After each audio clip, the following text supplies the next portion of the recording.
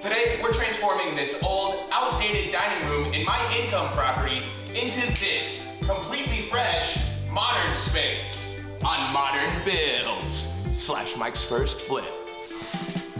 The funnest part of any room renovation is always demolition. Now I'm starting by tearing out the floors to reveal the original linoleum underneath, and it is in rough shape. And spoiler alert, we're also going to be tearing these out eventually.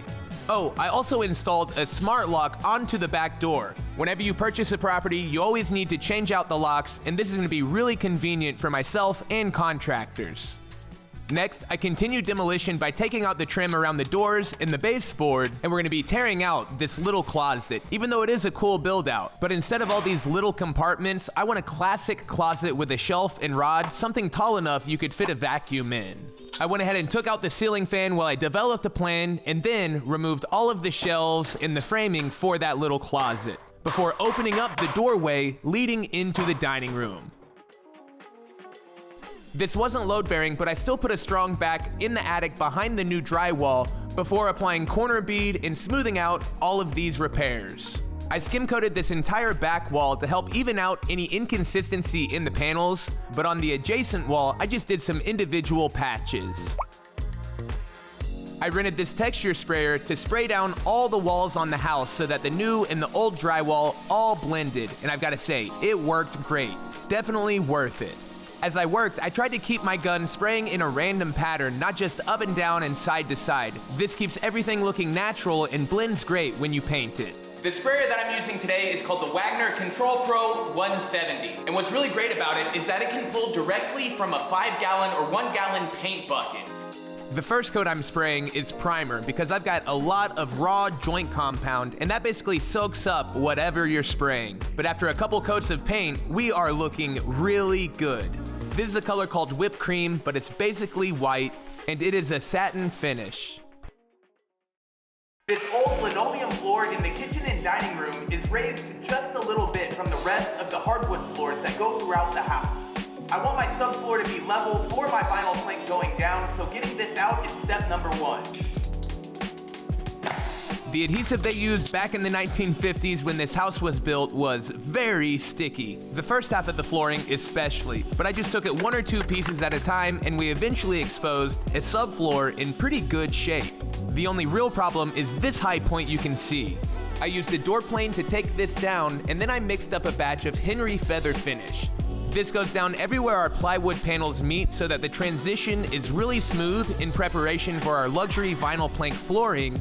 I also took care of this low spot where there used to be a vent for a floor furnace, but now there's just a dip in the subfloor. This concrete product is really good because, like the feather finish, it really doesn't have any stone aggregate, so it levels nice and you can sand it smooth to get a perfect finish. This Quiet Walk is luxury vinyl plank specific underlayment. It's called Quiet Walk, and it's got a little bit of padding underneath that I'm sure is supposed to help with sound. It's also a little bit of padding to walk on, which is nice. After taping everything down, we were looking good, and it was time to install our floors. The LVP flooring that I'm using was provided by a company called Floret, and they're really cool because they're a direct-to-consumer flooring company. If you're interested in a sample pack, I'll leave a link below. Installation is so simple. These boards just snap and click into place, and the coolest part is you can cut them with a razor blade. I'll leave a link in the description to the full install video if you want to check out that tutorial, because I don't want this step to take too long in this video. Dining room, complete. Flooring was a big success. We are looking good. But one thing I really don't like about this back door is that people can see in from the outside, and stylistically, the 9-panel design isn't my favorite. But I'm gonna go out to the truck where I got a delivery, and it is something very neat. It is a window insert with the shade built in. Or the blinds built in, I should say. To install this, I'll remove the screws from the inside. They're just covered with these little plugs. And this should all be standard sizing, so I hope it just slides in easily. And I'll be able to secure it in once I know everything is sitting level and plumb. That was easy. And it's got a weather seal, so I think I just put it in and then screw it in place.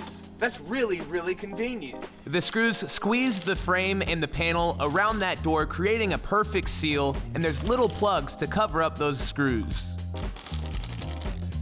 This really only took 20 minutes, but it was a major upgrade. And now you can open and close the door without those blinds rattling and shaking. Big improvement. And tomorrow is exciting because I've got electricians coming by to update all of the old outlets to new ones with USBs built in. I'm doing this all the way around the house, and this should really make things feel premium.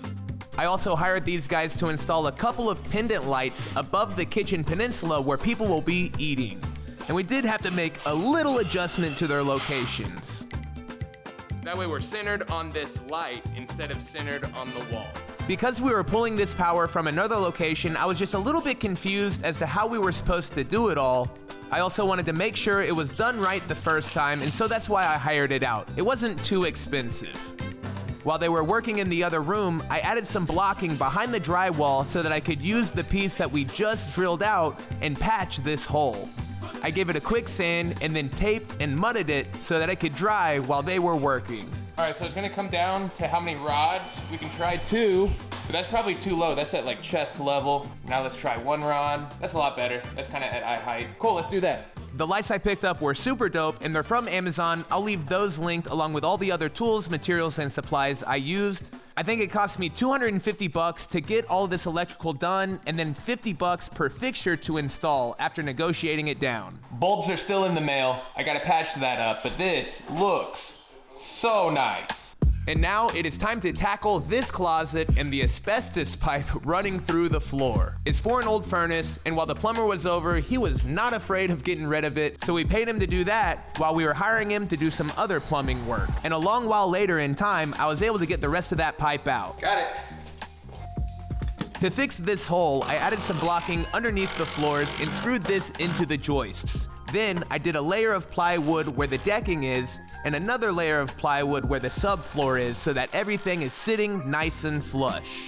And I'm assuming caulking the seams was a good idea before putting down some underlayment and LVP flooring to finish this all out. And I'm pretty sure I've got enough leftover and scrap material. We can hopefully get this done. Whoops. This felt good because it was the last pieces of flooring down in the whole house, and I had basically no waste and a few unopened boxes left over. And finally, the door got delivered for this closet opening. I went with this modern bifold door that I picked up from Wayfair, but what's really cool is it's got this wood grain on top with that wicker rattan webbing. This will help add some warm tones to all of the white and gray around the room. I'm gonna need to make this opening fit, and to do that, I need to bring this top down to a finished height of about 80 inches. After cutting all of these 2x4 pieces with my circular saw, I connected them together, and this is just gonna be a little dummy header that we'll use to attach all of our drywall to. I nailed it all in place so I didn't need an extra pair of hands while I screwed it all down.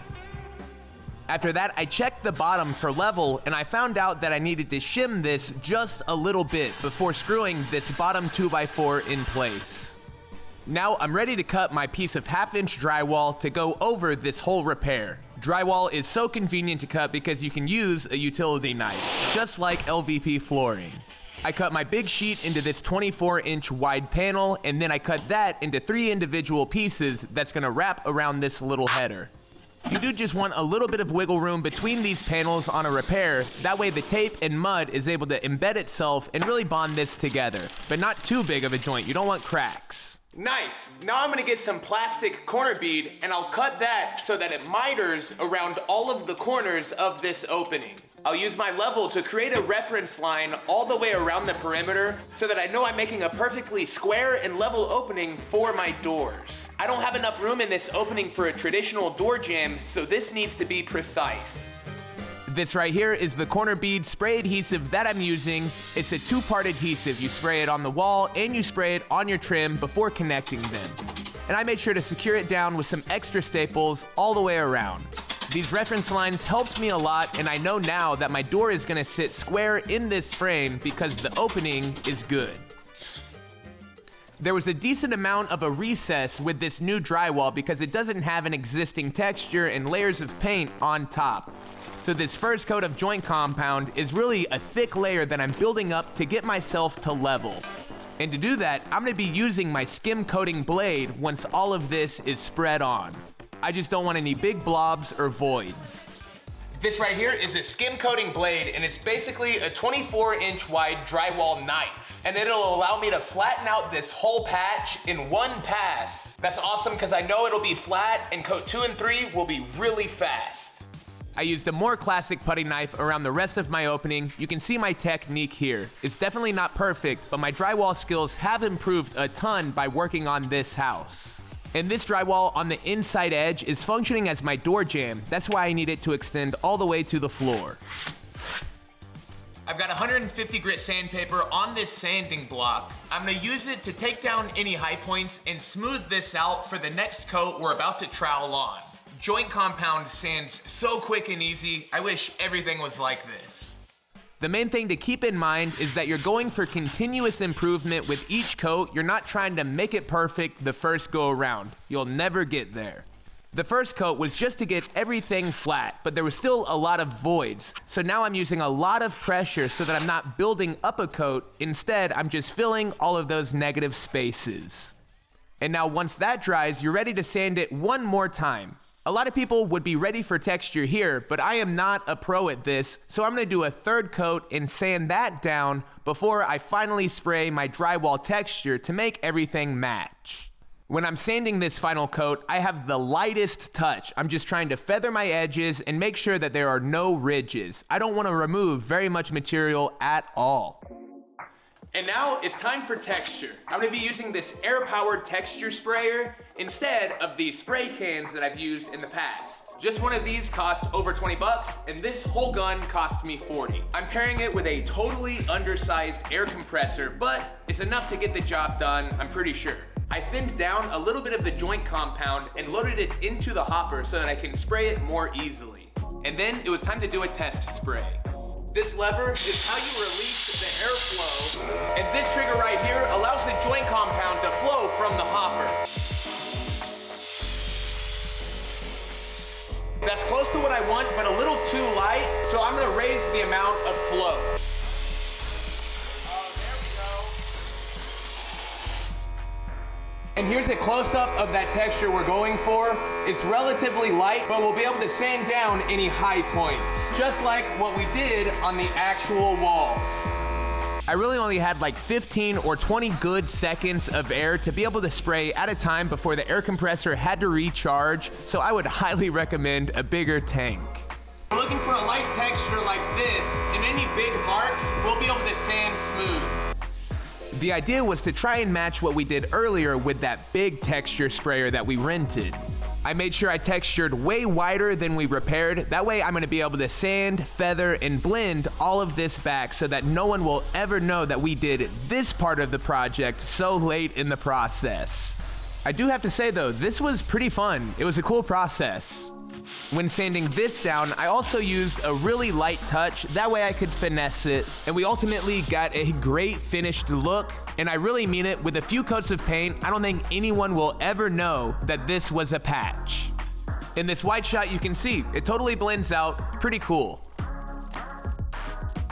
And now that all this is dry, you really can't see the difference between the old and the new drywall texture. That's super pro. It's now time to attach our bifold door, but this opening is just a little bit too narrow for the door that I've got. I'm trimming it down 1/8 of an inch on all sides to keep everything symmetrical before I screw it all together and assemble it according to the directions. And this track piece is gonna need to be cut down to this mark. I'll use my angle grinder, but this feels like aluminum, so a tool with a wood cutting blade would probably also work. And after attaching the track to the header, I could screw on the pivot into the corner with the floor. I did shim this just a tiny bit to square it up, and finally, we could test the fit of our bifold door. I only needed to do a little bit of adjusting, bringing the top pivot closer to the wall, and we were golden. Nice. That's running really smooth now. Next, I'll connect the doorknob, and I'll also throw on the trim piece for up top before I clean up the doors. Adding this little pop of color is big in my eyes because I've got a lot of white and gray around the house, and this helps bring in more of those natural wood tones. Closet complete. Moving on. And now it's trim time. Before I can take care of the baseboards, I need to get molding around the door. I'm cutting all of this with my circular saw, but I'm making sure I use my 12-inch speed square so I'm getting clean miters.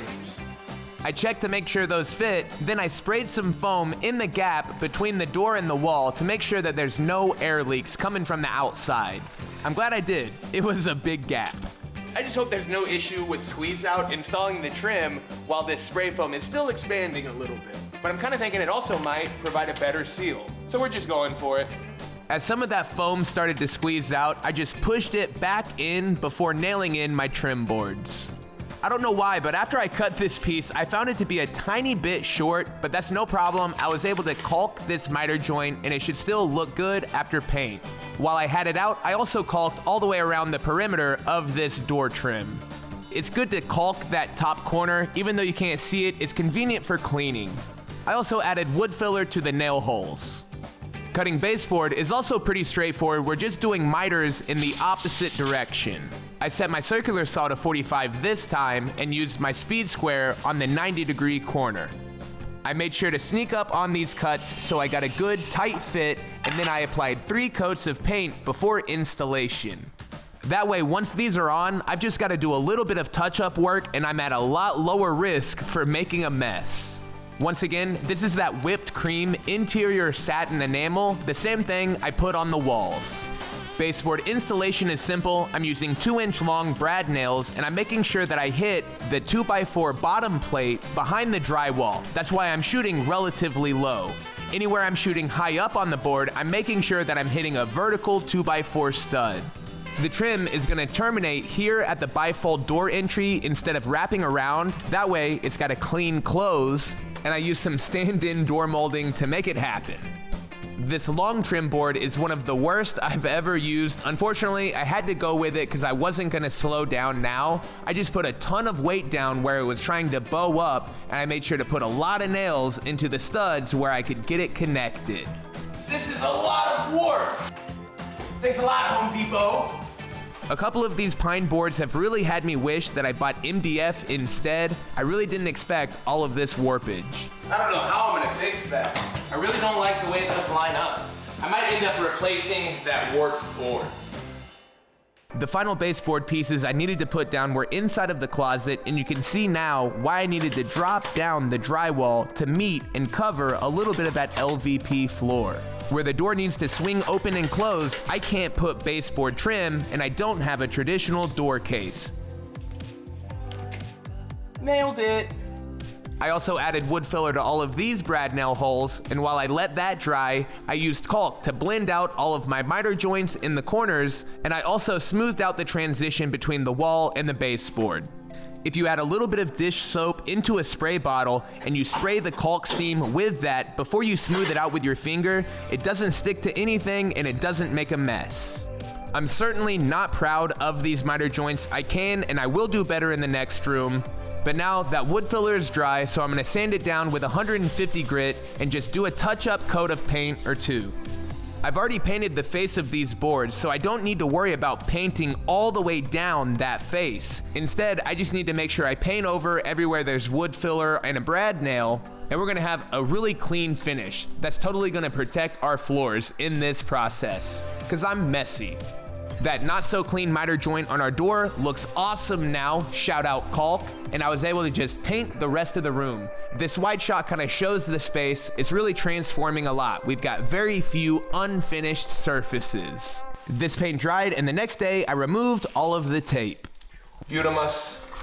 But really quick, I'd like to give a big thanks to the sponsor of today's episode, Squarespace. If you're looking to build your own website or online store, it has never been easier now that Squarespace has introduced Design Intelligence. Now, with the assistance of AI, all you've got to do is tell Squarespace a little bit about what your brand or business is, and then you get a custom tailored design template suited to your goals. And editing your website from there is super easy. If you're somebody doing business and taking payments, Squarespace Payments is the best place to do that all in one spot. Onboarding for your customers is super quick and easy so that you can get paid fast, and this allows you to offer tons of flexible, convenient payment options. And last but not least, I'm gonna highlight Squarespace's online courses where you can turn your knowledge into income. They've got all the tools to build your course from scratch, and then you can set your paywall, whether that's a one-time fee or a recurring subscription charge. So to learn more, make sure and follow my link in the description. That's squarespace.com/modernbuilds, where you can build out your full site before entering any of your credit card info. And then when it's time to make your site live, don't forget to use my code ModernBuilds for 10% off your first site, store, or domain through Squarespace. As always, big thanks to Squarespace. Now let's get this project finished. And now finally, we're gonna take care of these wonky windowsills. These boards are rough. I'll start by getting everything straightened up and leveled out, nailing it in place with my brad nailer, and then I'm gonna have to sand this down before paint. And I have a feeling I'm also gonna add some wood filler because there's quite a bit of negative space where it looks like a dog used to jump up on this windowsill to look out the window. I'll tell you one thing, a windowsill can shift over the decades, and getting it back square, well, caused a little damage. No, that's the opposite of what I wanted to happen. I definitely went a little overkill. That was a dumb move, and now we just made this simple repair a little bit more complicated. I shimmed up what was left of my windowsill so it was sitting flat, and then I put that bottom piece of trim underneath. And now, let's fix what I just broke. And this should fit right back on. It was a clean break. Oh yeah, right there. We're gonna be able to save it. I used my fair share of nails to hold this in place, and I taped it there while the wood glue dried before adding wood filler and sanding this down. And FYI, this is some very old wood filler, so don't judge my technique here, but I just didn't want to be wasteful, so I figured I would squeeze it down with my putty knife and get this into some workable material. Just like with the drywall, I really don't want to build up a big coat. I'm trying to backfill all of my negative spaces so that I can sand it super smooth, or at least just way better. I'm trying to take this from a D- to a B+. After applying a few coats of paint, I really do think that we got there. I threw on some caulk all the way around all my corners and where my trim boards meet, and always, that's the finishing touch. It takes everything up just one more notch. These right here are the roller shades I'm installing in the windows, and what's so cool about them is they're rechargeable and remote controlled. The bracket system is very cool. There's these two pieces that you screw in above the window, and your track attaches to that. And this should pivot and lock into place pretty easily. Oh yeah. The only pro tip I would give is that if there's any high or low points in the top of your window, put the bracket on the lower area. That way it gets a good grab. And now, let's test everything out. Pretty quiet. Nice. So cool. Just a couple of times a year, you'll need to recharge these, or you can hook up an additional solar panel. That way you never have to worry about recharging. This exterior wall has a lot of privacy now, and it's gonna be efficient when it comes summertime. This back door is in really good shape. I'm considering painting it eventually, but first I cleaned it. I used soap and water, and then I used a Mr. Clean magic eraser. I don't know what's in those things, but they work so well. It looks like a new door. I made a little bit of a dumb move. Unfortunately, this grill is a little bit bigger than the space we have for it, so I'm gonna end up laying out some lines and then cutting this out with my oscillating multi-tool after I use a drill bit to create a radius for the corners. If I was smarter, I would have installed that electrical outlet over a little so it didn't interfere with this vent, or at least I would have cut this piece out of the baseboard before installation with an easier tool like a jigsaw.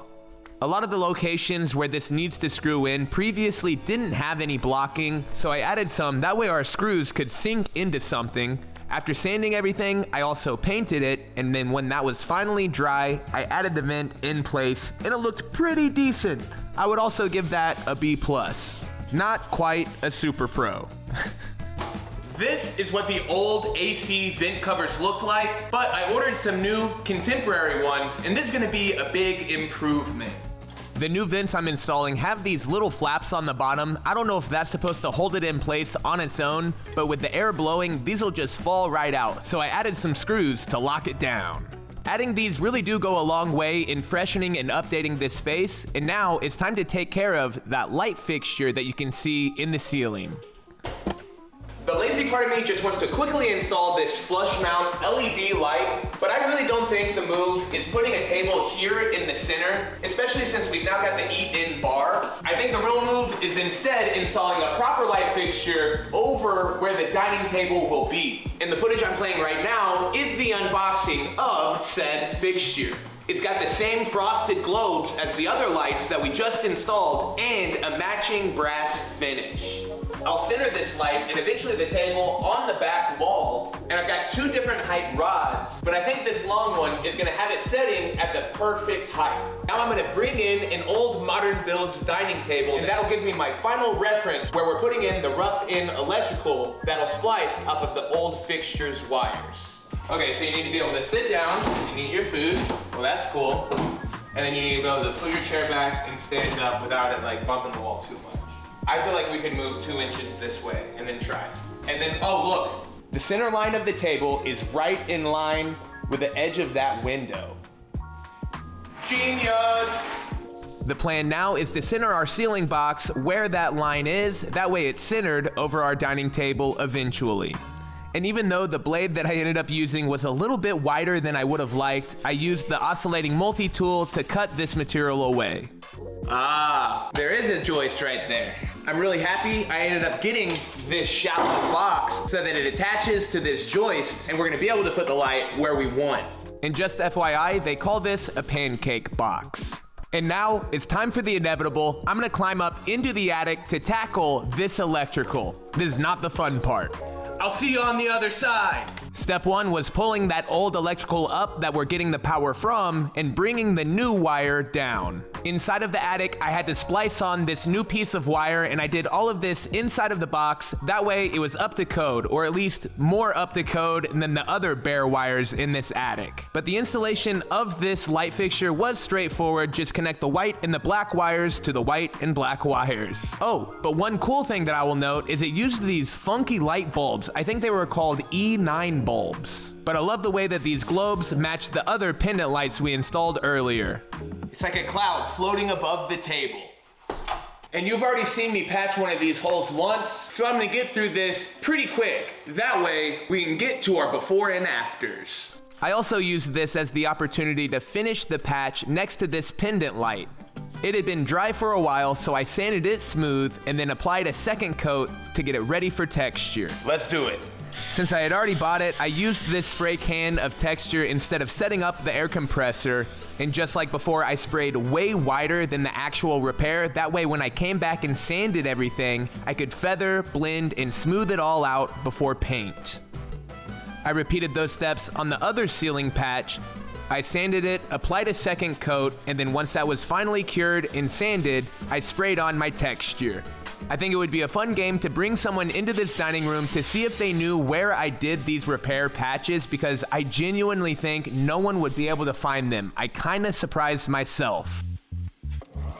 Doing all of this electrical work myself also saved a lot of money. They were trying to charge $100 per outlet to update them before I talked them down to 50. So just right there, I saved $100. Probably a few hundred for the fixture in total.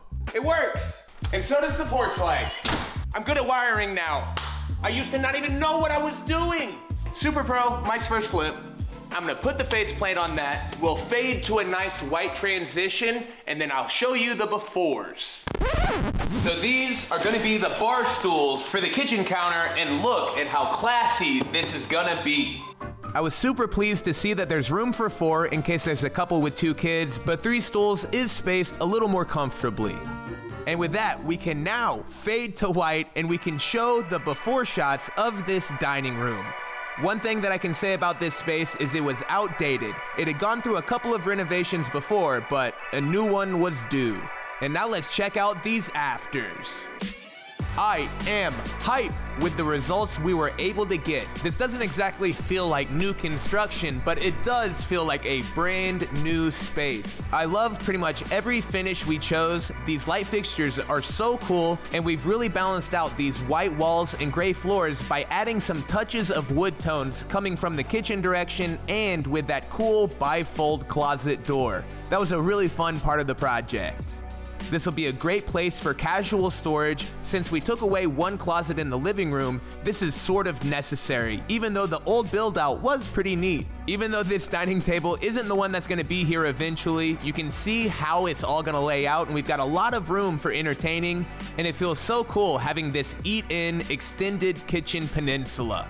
These brass light fixtures have really cool shapes, and all of these globes add so much soft, diffused lighting, and I added light bulbs that have selectable color temperatures, so that's perfect so you can have white light during the day and a more yellow light during the evening. Dining table build coming soon. And to renovate this space, I spent roughly $2,000, and I've had a couple items comped, like floors. I easily think I doubled, maybe tripled my money that I put into this project. But I'm curious, what kind of equity do you think I gained? Let me know down in the description below. As always, make sure and like, comment, and subscribe down below with the notification bell. We've really come a long way on this project. I appreciate the support, and we will see you next time on Mike's First Flip. It's Mike's First Flip. Bye, everybody. I'm totally fine, but golly, what an idiot. I'm glad I didn't hurt the drywall. I just went top step right away.